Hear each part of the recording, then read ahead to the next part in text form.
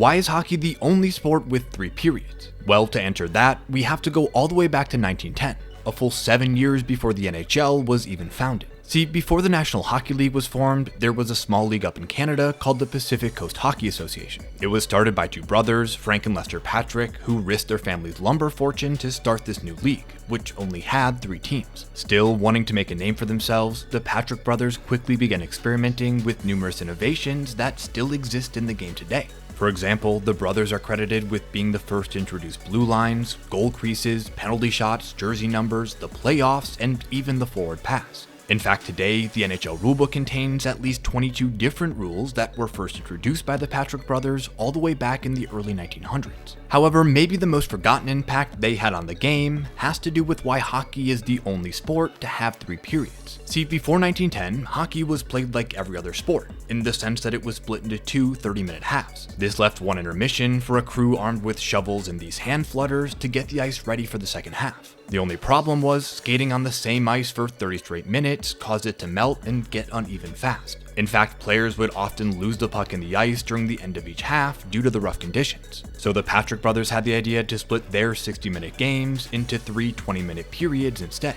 giving the rink crew an extra intermission to fix the ice. And not only was their idea a massive success on the ice, but it was wildly successful off the ice too, since fans suddenly had an extra break to spend money at concessions, skyrocketing revenue for teams in the league. And even though the brothers' Pacific Coast Hockey Association would end up failing 14 years later in 1924, it's impossible to watch a hockey game today and not see the impact they've had on the game.